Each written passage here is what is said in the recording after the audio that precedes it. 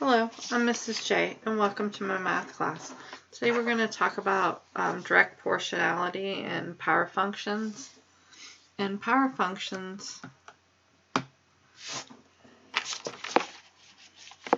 are written x, well, they're pretty much the same.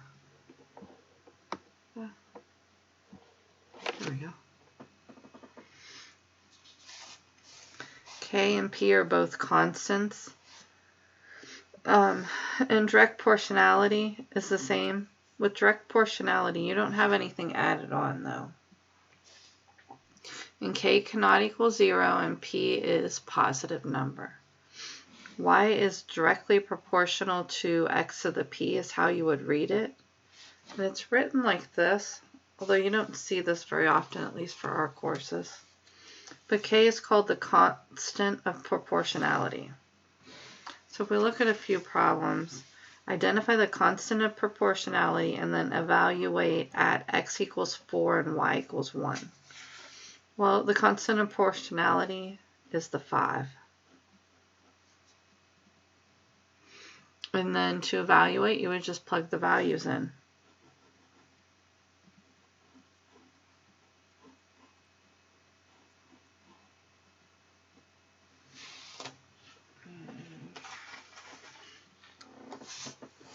We'd have 5 times 4 times 4 times 4, 64, times 1 cubed is 1, and then times 5 is 320. So it's just plugging in the values. The K, now in your Wiley Plus, for the answer, they have K equals, and then they put the pi separate, but your K is 3 pi. Just careful, because they didn't want to have the symbol in there for you. They pulled the pi out. So it just has times pi, and you put the 3 in. Plugging in the values. 4 squared and 1 squared. 1 squared is 1, 4 squared is 16, times 3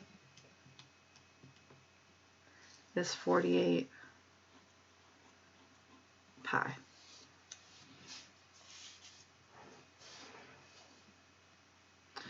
Now on this one, in order to find K, notice these are in parentheses, the 1/2. You need to take 36 to the 1/2, x to the 1/2, and y. Now the reason you can do that is because this is all multiplied. Remember, 1/2 is a square root. So that means the square root of 36, x to the 1/2, y to the 1/2. So it's 6x to the 1/2, y to the 1/2. And that is our K. Plugging in 4 and 1.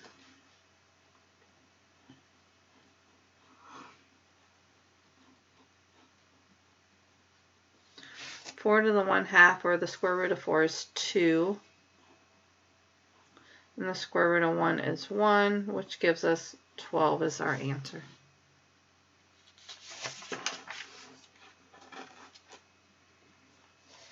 These ones are giving us x and y. They want us to find K.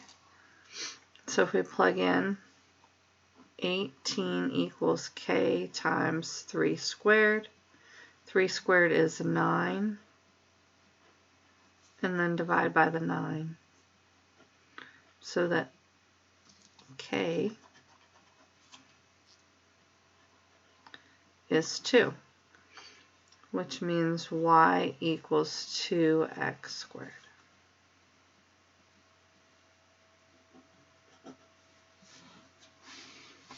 This one, we're plugging in 27 and 81. So 81 equals K times 27 to the 2/3. 3 means the cubed root, so this is the cubed root squared. 27 is 3 times 3 times 3, so the cubed root is 3, and then 3 squared is 9. And then divide by the 9. K equals 9.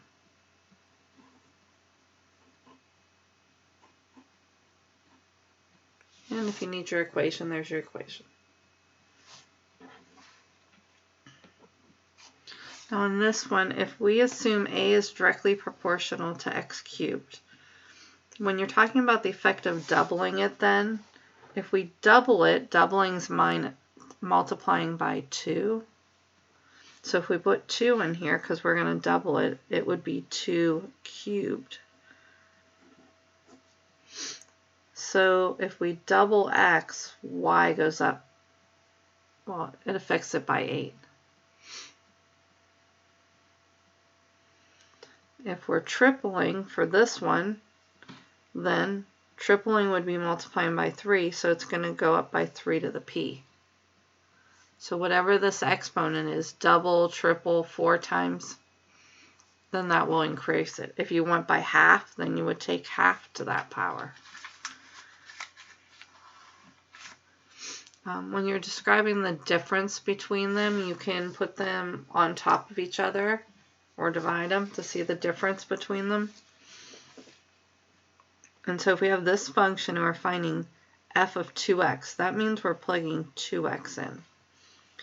So f of 2x over 2f of x. Plugging it in, 4 times 2x cubed. On the bottom, it's 2 times the function.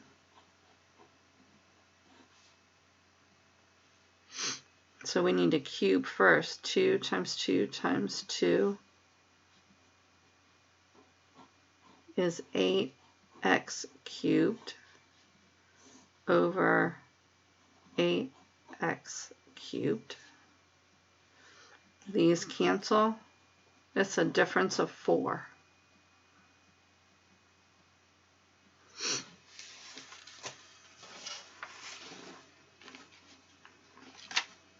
When we're looking at graphs, a lot of them they want you to graph on the same one. So we'll graph some of these the same. X equals y. The y-intercept is 0 and the slope is 1. So it's just the line that goes through here.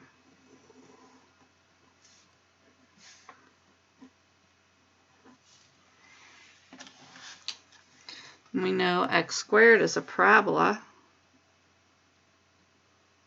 1, 1, 2, 1, 2, 3, 4. Goes like this.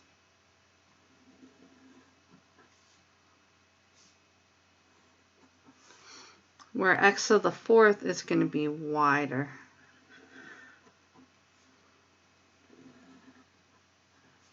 So this wider one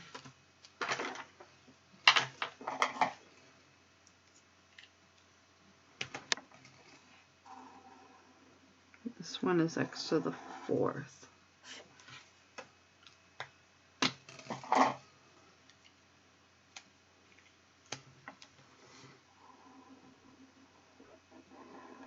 And that one's our parabola.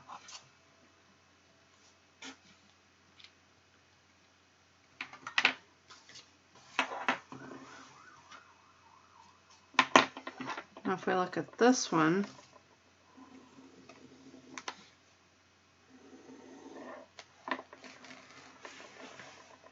we know x squared goes at 0, then 1 it's 1, 2 it's squared, it's 4. 1, 4, it looks like this.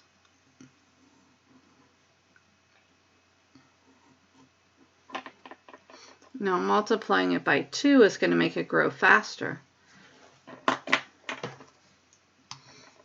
So here it's 0, 0, but then instead of 1, it's at 2. And 4, it's at 8.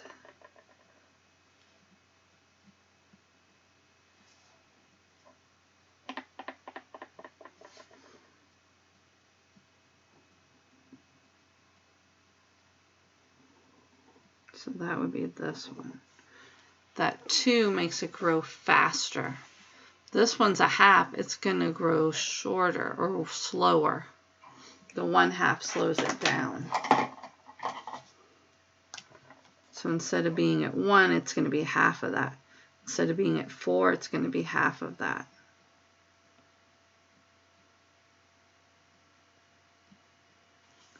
So it's going like this. So the 1/2 makes it grow slower. And this one makes it grow faster.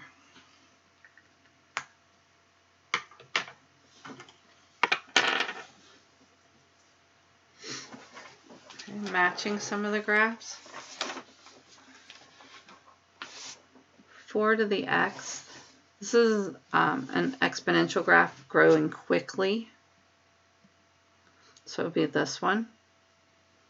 If this is negative, so this one's y equals 4 to the x.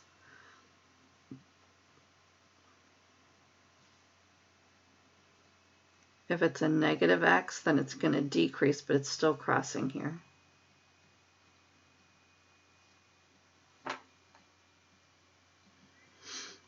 The negative exponents, that would be similar to 1 over x, well, the same as 1 over x to the 4th and 1 over x to the 7th. Those resemble these. Now, when it's odd, positives stay positive and negatives stay negative. But when you have an even exponent, your negatives to a 4th power make it positive. So this is the even one. Because when you take a negative to the even powers, it's positive. Where this one's the odd one. Which then leaves this one, which is the x to the 4th. Because all even exponents will resemble a parabola when it's positive. So x squared, x to the 4th, x to the 6th, they all resemble each other. X squared would be a little more inside it. This one has more of a flatter look about it, but they're the same graphs.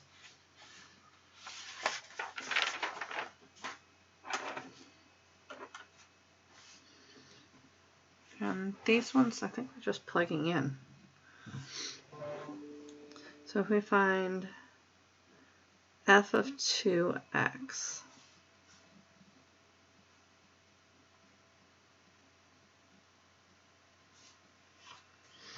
now 2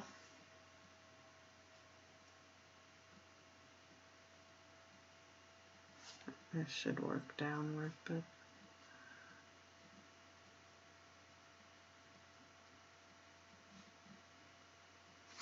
now 2 squared is 4, but the negative moves it to the denominator, so this is actually 1/4 kx to the negative 2. So the problems on Wiley, what they want to know is what you would multiply the function by. Here's the original function, so we'd multiply by 1/4.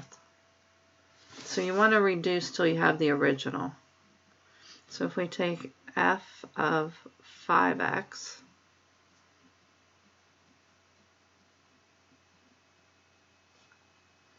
that gives us k times 5 to the negative 2, x to the negative 2. We know 5 squared is 25. But the negative moves it to the denominator, so it's 1/25.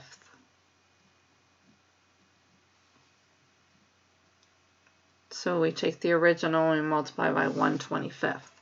Notice it's a negative 2. And so you're taking 2 to the negative 2, which is a fourth. So it changes it by a fourth. When you plug in the 5, 5 to the negative 2 is 1 over 25. So that's what it changes it by. Well, this one's x over 2, which is k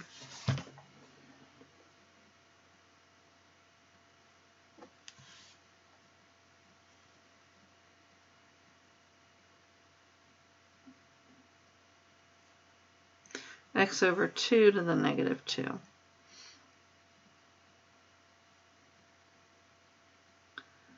One half to the negative 2, x to the negative 2.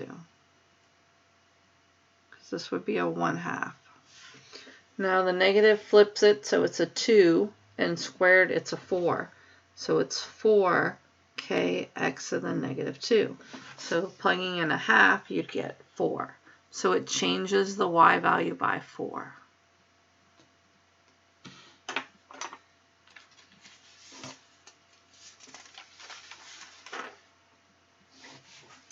And this one we're just trying to find k, the constant of proportionality. So we plug in x and y. So we're plugging in for y.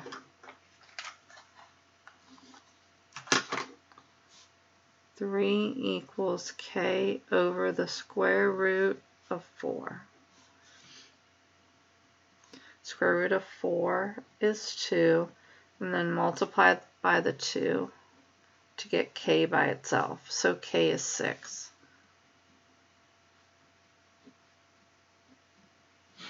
And that would be, without the 2, that would be your equation.